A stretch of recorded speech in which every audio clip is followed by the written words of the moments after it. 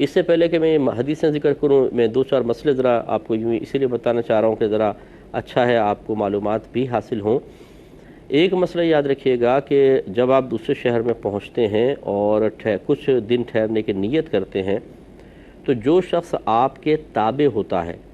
جو اپنی مرضی کا مالک نہیں ہے، آپ کے حکم پر چلے گا، اس کی نیت کا اعتبار نہیں ہے۔ جو حاکم ہے، جس کی نیت کو دوسرا بھی ماننے پر مجبور ہے، جس کے فیصلے کو ماننے پر مجبور ہے، اس کی نیت کا اعتبار ہوتا ہے۔ اب یوں سمجھ لیجئے کہ مثال کے طور پہ میاں بیوی ایک شہر میں گئے، اور بیوی کی اپنی مرضی کچھ بھی نہیں ہوتی، شوہر کی ہوتی ہے، اور شوہر نے ارادہ کیا کہ ہم یہاں 20 دن ٹھہریں گے، لیکن عورت نے نیت یہ کہ نہیں، میں 8 دن میں چلی جاؤں گی۔ اب کیا عورت قصر پڑے گی یا پوری پڑے گی؟ یہ شوہر کے تابع ہے، لہذا شوہر کی نیت کا اعتبار ہوگا۔ ایسے ہی افسر ماتحت ہیں، افسر کی نیت کا اعتبار ہے، ماتحت کا نہیں ہے۔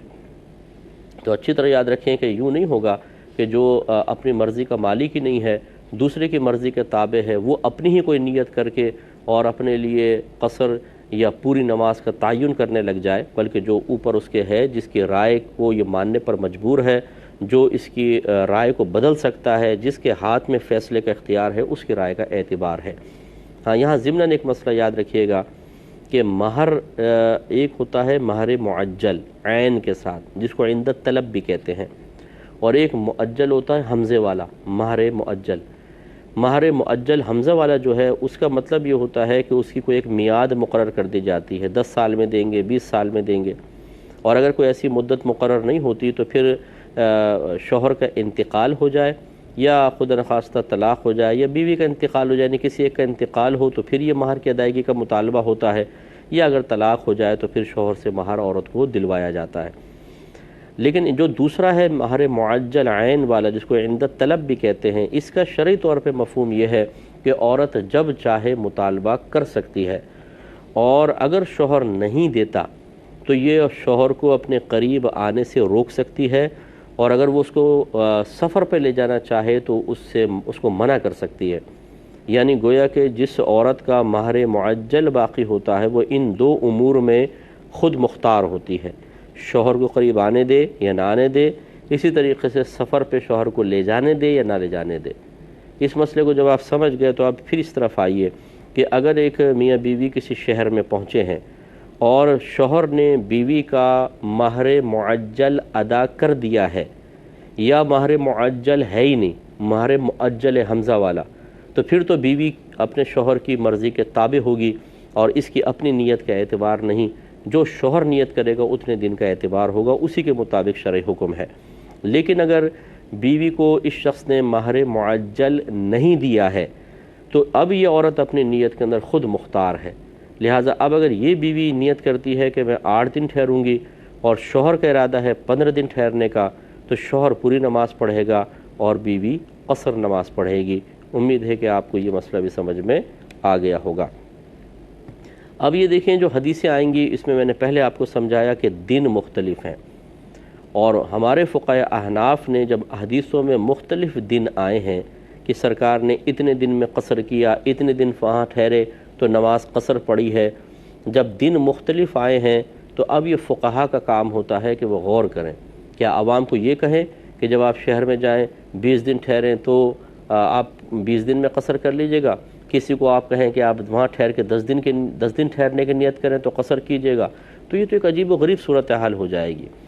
اسی لیے فقہا کی ذمہ داری بہت بڑی ہوتی ہے کہ حدیثوں میں مختلف چیزیں ذکر کی جاتی ہیں، اگر وہ حدیثیں بعین ہی عوام کو دے دی جائیں تو عوام شدید مشکلات کا شکار ہو جائے گی۔ کوئی 10 دن والی حدیث کو لے لے گا، کوئی 20 دن والی لے لے گا، کوئی 15 دن والی کو لے لے گا، اور اس میں بڑے مسائل ہوں گے۔ اسی لیے یہ 4 فقہ جو معرض وجود میں آئے، اس کی سب سے بڑی وجہ یہ ہے کہ احادیث میں بہت زیادہ اختلاف تھا مختلف امور میں، تو ہمارے چاروں ائمہ نے اپنے اپنے وضع کردہ قرآن اور حدیث سے مسئلہ اخذ کرنے کے اصول کی روشنی میں مسائل نکالے اور امت کی آسانی کے لیے اس کو بیان کیا۔ کسی نے 20 دن کا قول کہا، کسی نے 15 دن کا قول کہا۔ اب جو جس امام کو فالو کرتا ہے وہ اس کے مطابق ہی دنوں کا انتخاب کرے اور دنوں کی تعیین کرے،